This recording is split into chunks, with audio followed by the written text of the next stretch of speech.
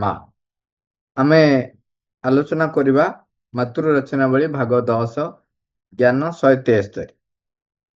ବିବେକାନନ୍ଦ ମଧ୍ୟ ଏକଦା ଭାବାବେଗର ଚାପରେ ପଡ଼ି ଏହି ଭୁଲ କଥାଟିକୁ ସ୍ୱୀକାର କରିଥିଲେ ଯେ ପରମେଶ୍ୱରଙ୍କୁ ନେଇ ଏକ ବ୍ୟକ୍ତି କଳ୍ପନା ଅତ୍ୟନ୍ତ ଅସହ୍ୟ ଭାବରେ ହିଁ ଆମକୁ ଅନୈତିକତା ମଧ୍ୟରେ ନେଇ ପକାଇଦେବ ଏବଂ ତେଣୁ ତାହାର ପ୍ରତିରୋଧ କରିବା ପ୍ରତ୍ୟେକ ଭଲ ମଣିଷଙ୍କର କର୍ତ୍ତବ୍ୟ। ଯଦି ସକଳ ନୈତିକତାର ଊର୍ଦ୍ଧ୍ୱରେ ଥିବା ଏକ ସର୍ବଶକ୍ତିମାନ ପରମ ଇଚ୍ଛା ଓ ପ୍ରଜ୍ଞା ଏହି ଜଗତର ଶାସନ କରୁଥାଏ, ତେବେ ତାଙ୍କର ପ୍ରତିରୋଧ କରିବା କଦାପି ସମ୍ଭବ ହେବ ନାହିଁ। ଆମର ପ୍ରତିରୋଧ ଗୁଡ଼ିକ ମଧ୍ୟ କେବଳ ତାଙ୍କରି ଇଚ୍ଛାର ପରିଣାମ ଗୁଡ଼ିକ ପାଇଁ ସହାୟକ ହେବ ଏବଂ ତାଙ୍କରି ଦ୍ୱାରା ହିଁ ଆଦିଷ୍ଟ ହୋଇ ରହିଥିବ।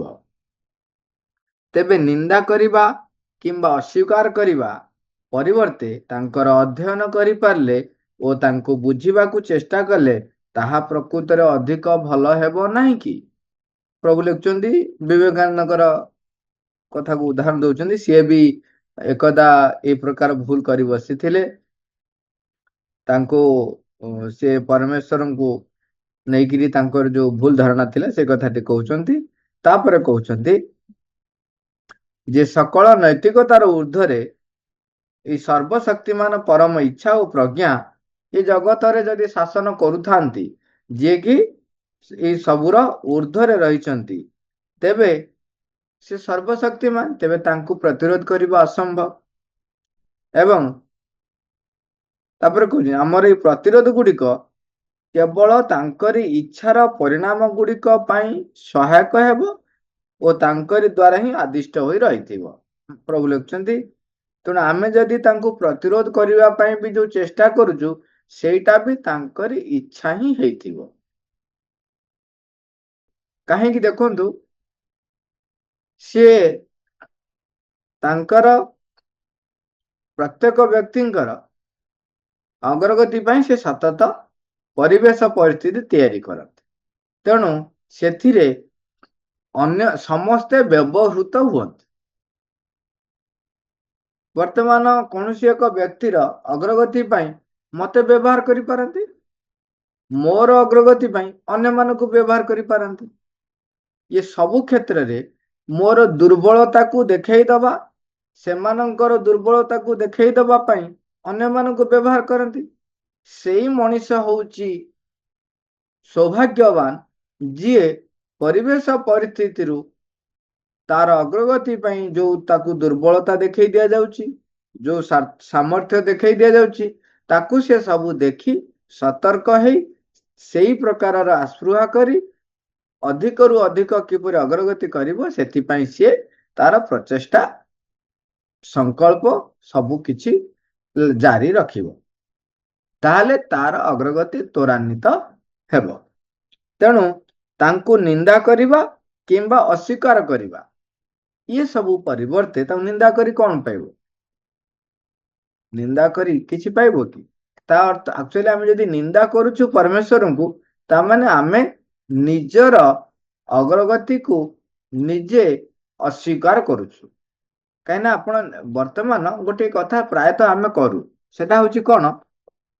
ମୋର ଭୁଲ ଯଦି କିଏ ଦେଖେଇ ଦେଲା, ତେବେ ମୁଁ ତା ଉପରେ ରାଗିଯାଏ। କିନ୍ତୁ ସତ କଥା କହିବାକୁ ଗଲେ ମୁଁ ସେଠି ଖୁସି ହବା କଥା। ମୋର ଦୁର୍ବଳତାଟିକୁ ସେ ଦେଖେଇ ଦେଲା, ତେବେ ମତେ ଗୋଟେ ସୁଯୋଗ ମିଳିଗଲା ସେଇ ଦୁର୍ବଳତା ଉପରେ ବିଜୟ ହାସଲ କରିବା ପାଇଁ। ତେଣୁ ସେ ବ୍ୟକ୍ତି ପାଖରେ କୃତଜ୍ଞ ହବା କଥା।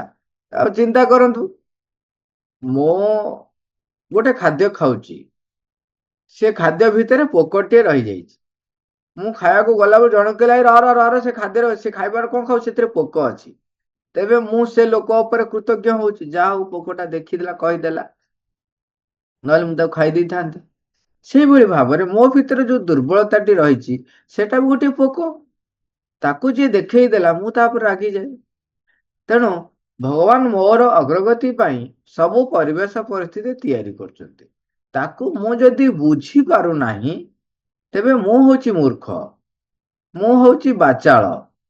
କାହିଁକି ନା ମୁଁ ହଉଛି ସେଇଭଳିଆ ପିଲା ଯିଏ ଭଅଁର ଆଉ ଜାମୁକୋଳି ଭିତରେ ଫରକ କରିବା ଶିଖି ନାହିଁ। ଭଅଁର ବି କଳା, ଜାମୁକୋଳି ବି କଳା।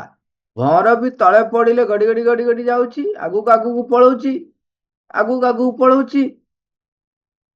ଆଉ ଜାମୁକୋଳି ବି ତଳେ ପଡ଼ିଲେ ଗଡ଼ି ଗଡ଼ି ଗଡ଼ି ଗଡ଼ି ଯାଉଛି। ଦିଟା ଯାକ କଳା, ସାଇଜ ଏକା। ତେଣୁ ମୋ ପାଇଁ ଏଠି ଭଗବାନଙ୍କୁ ଚିହ୍ନିବା ଯେପରି, ସେଠି ଛୋଟ ଛୁଆ ଜାମୁକୋଳି ଆଉ ଭଅଁର କୋଳି ଫରକ ନ ଜାଣିପାରିବା ସେଇଭଳି ହେଇଯାଉଛି। ତାମାନେ ମୁଁ ବାଚାଳ ହେଇଯାଉଛି, ମୋ ଦୁର୍ବଳତାକୁ ମୁଁ ଚିହ୍ନି ପାରୁନାହିଁ। ଚିହ୍ନିବା ପାଇଁ ଯୋଉ ପାରାମିଟର ମୋ ଚାରିପାର୍ଶ୍ୱରେ ଘଟୁଛି ତାକୁ ମୁଁ ବୁଝିବାକୁ ଚେଷ୍ଟା କରୁନାହିଁ। ତେଣୁ ମୁଁ ସେଠି ହଉଛି ବାଚାଳ। ତେଣୁ ସେଠି ନିନ୍ଦା କାହିଁ କରିବି? ନିନ୍ଦା କରି କଣ ଲାଭ?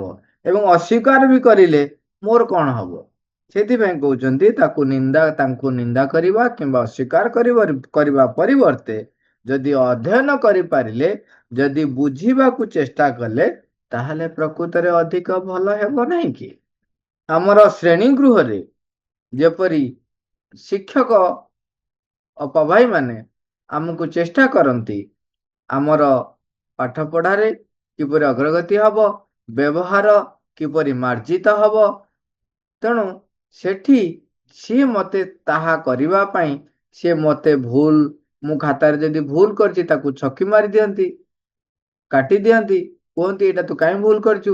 ସେତେବେଳେ ମୁଁ କହିବି ମୁଁ ମୋର ଯାହା ଲେଖିଲି ତମର କଣ ଗଲା, ତମେ ତାକୁ ଠିକ ମାରିବନି କାହିଁକି? ତେବେ କଣ ହବ? ଆପଣ ଯଦି ଭୁଲକୁ ଠିକ ମାରୁନାହାନ୍ତି, ଆପଣ ଭୁଲ କରୁଛନ୍ତି, ମୁଁ ନିନ୍ଦା କରିବି ତାଙ୍କର। ଦେଖ ଦେଖ କିଭଳିଆ ଶିକ୍ଷକ, ମୋର ଭୁଲକୁ ଠିକ ନ ମାରିକି ଭୁଲ ମାରି ଦଉଛନ୍ତି। ଏଇଟା ହଉଛି, ଯିଏ ଶୁଣିବ ସିଏ କଣ ହସିବନି? ଆରେ ଭୁଲକୁ ଭୁଲ ମାରିବେନି ଆଉ କଣ ଠିକ ମାରିବେ? ସେଇଭଳି ଭାବରେ ମୋର ଚେତନାର ଅଗ୍ରଗତି ପାଇଁ ଯାହା ଯାହା ଘଟଣା ଘଟୁଛି ତାକୁ ଯଦି ମୁଁ ଗ୍ରହଣ ନ କରିକି ଭଗବାନଙ୍କୁ ନିନ୍ଦା କରିବି, ଅସ୍ୱୀକାର କରିବି, ତେବେ ମୋ ଭଳିଆ ମୂର୍ଖ ଆଉ କିଏ ଅଛି? ଜନେ ହସିବେ ଏହି ତ ଫଳ। ଲୋକ ହସିବା କଥା। ତେଣୁ ମୁଁ ବି ଜାଣିବା ଉଚିତ ଯେ ମୁଁ କେଡ଼େ ମୂର୍ଖ, ଯେ ମୁଁ ମୋର ଅଗ୍ରଗତି ପାଇଁ ଯାହା ଚତୁଃପାର୍ଶ୍ୱରେ ଘଟୁଛି ତାକୁ ଗ୍ରହଣ କରିପାରୁନି, ତାକୁ ନିନ୍ଦା କରୁଛି।